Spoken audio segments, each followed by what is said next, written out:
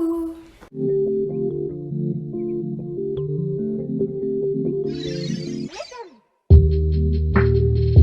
Aujourd'hui je fais une vidéo que je vous avais promis de faire, c'est la vidéo sur la thérapie que je fais en ayant le TDI, le trouble dissociatif de l'identité. Petit rappel qui va s'afficher ici pour les personnes qui ne savent pas ce qu'est le TDI.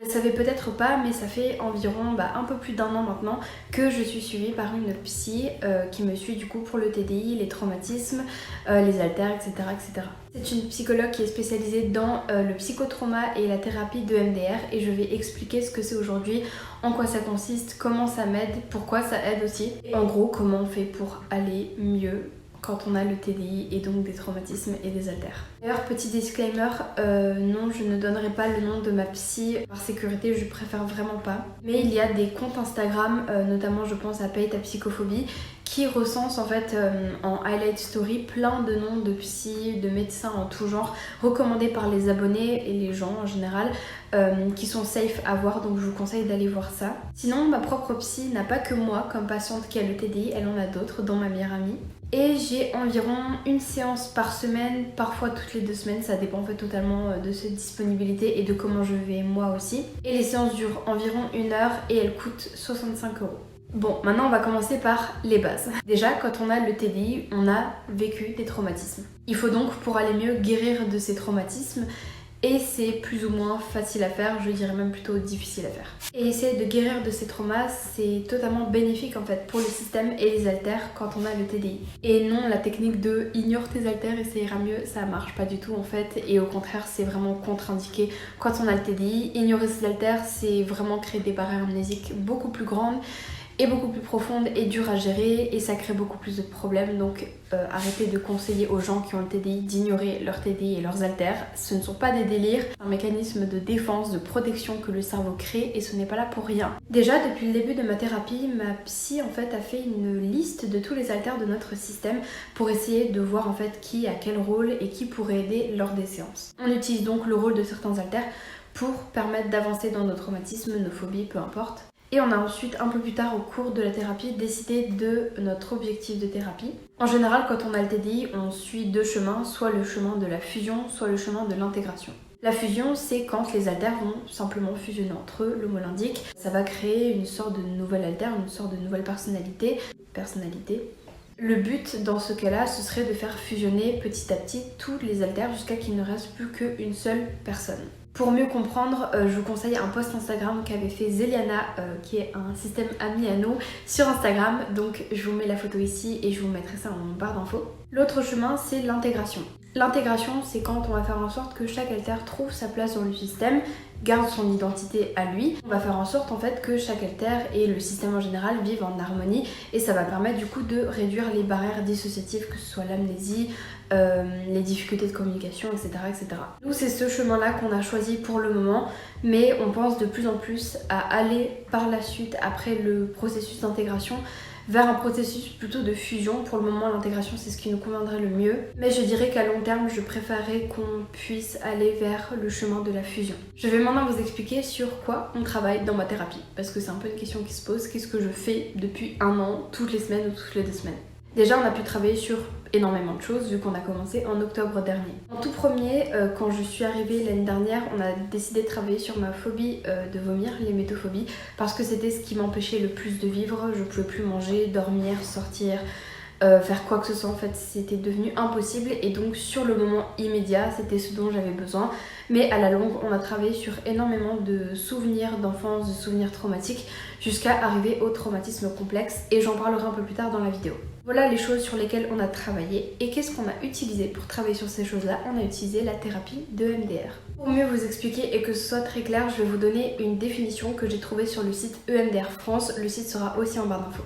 La thérapie EMDR utilise une stimulation sensorielle bi-altérée, droite-gauche, qui se pratique par mouvement oculaire. Le patient suit les doigts du thérapeute qui passe de droite à gauche devant ses yeux. Avec ma psy, ce qu'on utilise, c'est donc ça, le mouvement oculaire avec un déplacement de gauche à droite du doigt. Donc je suis comme ça son doigt, son stylo. Mais on utilise aussi les tapotements sur les genoux, donc comme ça, je tape sur les genoux en même temps qu'elle. Et ça on l'utilise quand je commence à dissocier ou que je pleure ou que mes yeux tout simplement n'arrivent pas à suivre parce que je suis en train d'un peu déconnecter. Bon, c'est bien beau tout ça, mais qu'est-ce que ça veut dire les mouvements oculaires et les trucs comme ça? J'avoue c'est un peu flou, donc je vais vous expliquer. Tout simplement, les mouvements oculaires vont faire que le cerveau va intégrer tous les souvenirs de traumatisme et va permettre de ranger et stocker tous les événements traumatiques à leur place plutôt qu'ils soient tout désordonnés. Et c'est quand ils sont désordonnés qu'on peut avoir des retours de bâton de nos traumatismes à cause de triggers ou de peu importe.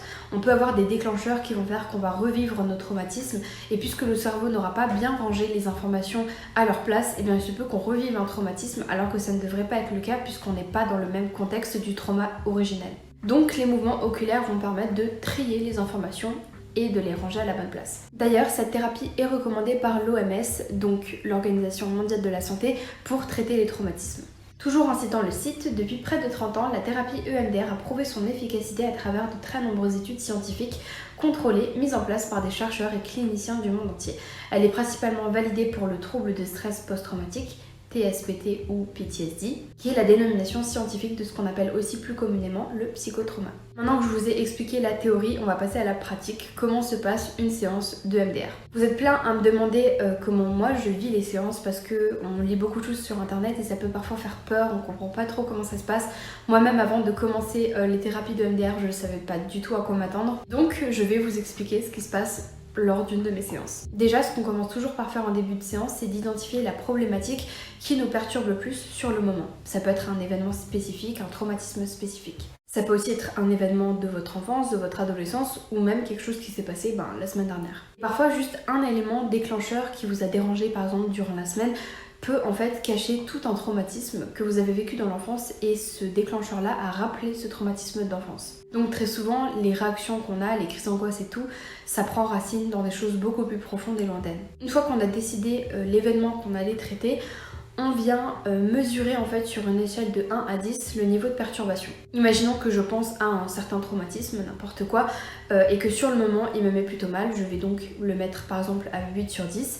Ensuite je ferme les yeux et on me met en contexte de traumatisme. C'est souvent cette étape-là qui fait peur et c'est l'étape qui peut être la plus compliquée je dirais, en tout cas pour moi, parce que en fait on va tout simplement te remettre dans l'ambiance et le contexte du traumatisme. On peut dire mais c'est hyper méchant de faire ça, en quoi ça peut t'aider? Mais ça aide simplement avec les mouvements oculaires par la suite à stocker les informations de ce traumatisme-là. Donc tu fermes les yeux, t'imagines la scène qui t'a perturbé le plus dans ton traumatisme, tu te remets en contexte et tu essaies de te connecter aux émotions que tu as ressenties durant ce traumatisme-là. Ça peut donc faire pleurer, faire un peu se sentir mal, c'est normal après tout, mais si ça va trop loin, et j'en parlerai plus tard encore une fois avec les traumatismes complexes, il se peut que la thérapie de MDR peut être utilisée plus tard et que sur le moment ce soit pas adapté parce qu'on touche trop à la mémoire traumatique. Une fois que c'est fait, on ouvre les yeux et on commence les mouvements oculaires. Je dirais que cette étape-là dure environ 2 minutes quand on va suivre des yeux le stylo, la main du thérapeute. Puis à ce moment-là, on arrête, on check un peu si tout va bien, voilà, si tout se passe correctement. Puis ensuite, on va refermer les yeux et cette fois-ci intégrer des éléments ressources, des éléments rassurants qui vont aider à ce traumatisme-là. Imaginons que le traumatisme initial qu'on a traité, c'était l'abandon d'un parent, la négligence, le fait que quand on était petit, on était tout seul. Et bien à cette étape-là, on peut imaginer en fermant les yeux qu'une personne ressource va venir, qu'une aide va venir. Ça peut être très bien le psy qui rentre dans la scène, qui vient consoler l'enfant qui est tout triste et tout seul. Et nous, à cette étape-là, très souvent, on utilise les haltères. Donc chez nous en général les personnes ressources ce sont soit mon copain et ma meilleure amie, soit des haltères, les haltères protecteurs surtout. Et en général on utilise aussi l'inner world. Donc l'inner world c'est une représentation mentale que le cerveau fait inconsciemment généralement quand on a le TDI. Il me semble quand on a d'autres troubles aussi, ça peut être possible. Ça va permettre en gros de visualiser les haltères, de gérer et stocker des souvenirs, des traumatismes. Et ça donne un peu une sorte de safe place dans son cerveau mentalement. C'est là aussi où les haltères se retrouvent en général et où on arrive à les conceptualiser. Et du coup l'inner world peut être très intéressant à être utilisé en thérapie pour aider justement et rassurer quand on vient à cette étape-là de l'EMDR. Si ça vous intéresse, j'ai fait une vidéo sur notre inner world, à quoi il ressemble, comment ça se passe, comment ça fonctionne pour nous, comment fonctionnent les inner worlds en général, donc je vous mettrai ça en barre d'infos. Une fois qu'on a créé un environnement qui est plus rassurant par rapport à notre traumatisme et qu'on a réussi à ramener en fait des éléments qui vont aider à ce traumatisme là et à changer la donne et à changer l'ordre de la situation et l'ordre des choses de notre traumatisme, on rouvre les yeux et on reprend les mouvements oculaires pendant 2 minutes. Et une fois qu'on a terminé ça, on vient de nouveau check notre échelle de perturbation. Le but évidemment est que l'échelle traumatique baisse de plus en plus au fil de la séance, au fil des séances, et que le level de perturbation que vous aviez par exemple à 8 sur 10 en début de séance baisse petit à petit jusqu'à vous mettre plutôt bien ou vous rendre plutôt normal et pas trop perturbé. C'est comme ça qu'au fil des mois, on peut réussir à guérir de ces traumatismes puisque notre cerveau va réussir à intégrer le fait que ce sont des souvenirs passés et qu'ils n'ont pas à ressurgir tout le temps dès qu'il se passe quelque chose et qu'on peut en guérir. Tout à l'heure, je vous parlais des traumatismes complexes, donc maintenant que je vais en reparler. Au fil des mois avec ma psy, on a de plus en plus travaillé sur plein de traumatismes et d'événements, mais je gardais profondément ancré en moi les traumatismes complexes qui sont les plus durs déjà à confier, à guérir, à gérer. C'est très différent des autres traumatismes simples, même si un traumatisme est un traumatisme, on s'entend là-dessus, mais il y a des traumatismes qui sont complexes, qui sont beaucoup plus durs à gérer. Et je ferai une vidéo qui sortira cette semaine normalement, vraiment ce sera la prochaine vidéo juste après celle-ci, sur les traumatismes complexes parce que vraiment ça mérite une vidéo entière, c'est compliqué à expliquer. En attendant, je vais vous expliquer vite fait ce que c'est et pourquoi ça peut être plus difficile à gérer avec le MDR. Déjà, je vais vous donner une définition que j'ai trouvée sur Amnésie traumatique, je vous mettrai le lien en barre d'infos encore une fois.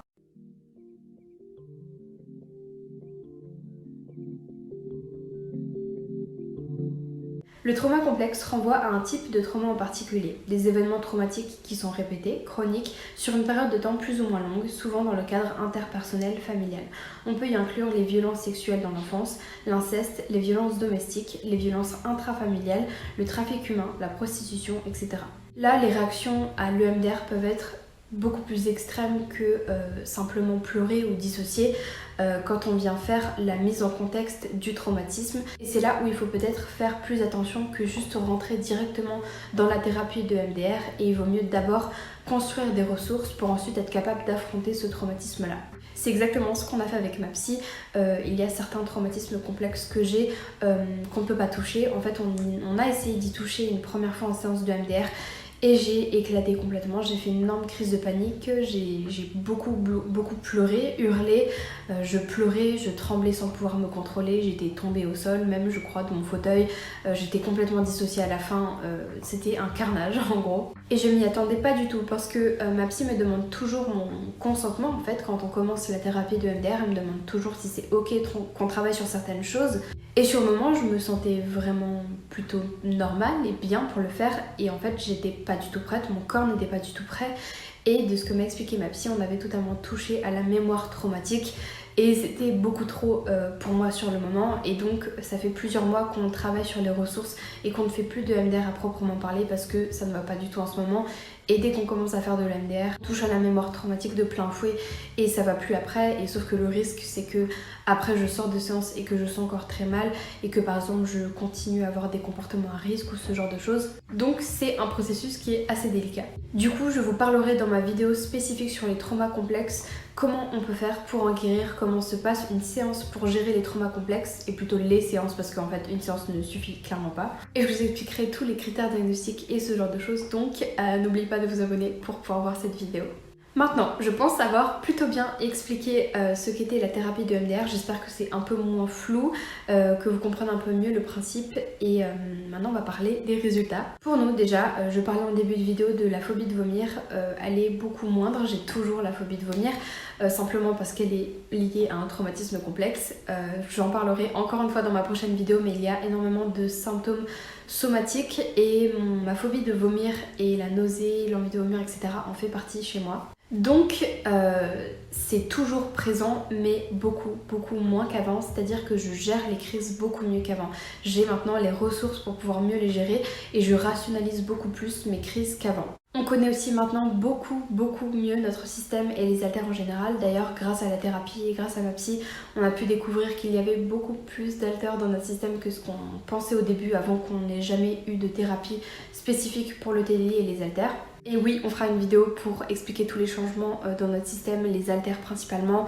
Les Meet My Halter reprendront, donc les rencontres mon halter, où on explique qui sont les haltères, etc., etc.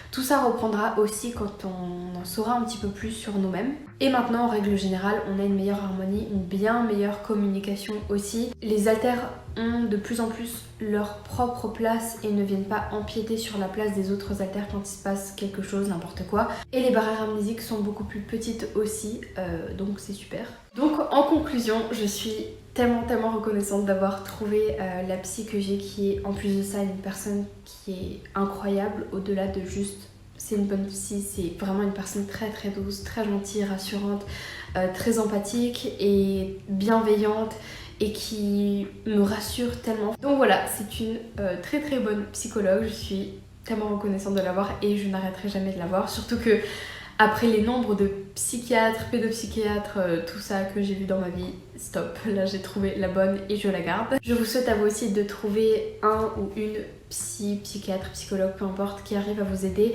N'hésitez pas à dire en commentaire ce que vous faites pour aller mieux, ce que vous faites en thérapie avec le TDI ou les traumatismes en règle générale pour aller mieux. Et puis si jamais vous n'avez pas de psy, parce que c'est le cas de beaucoup de monde, c'est quand même un investissement et c'est pas donné à tout le monde aussi de trouver quelqu'un de bien, c'est difficile mine de rien, c'est triste mais c'est difficile. Et ben n'hésitez pas à dire ce qui vous aide au quotidien sans passer par des psys, les petites choses, petits rituels qui peuvent faire du bien et peuvent aider les autres. En attendant, je vous conseille de vous abonner à notre chaîne si vous voulez voir plus de vidéos dans ce genre, sur le TDI, sur les haltères, des vidéos d'autres haltères aussi. N'hésitez pas à liker la vidéo si elle vous a appris quelque chose et que vous l'avez aimé, à nous suivre sur Instagram, sur Patreon si vous voulez nous soutenir financièrement. Et je vous fais plein de gros bisous.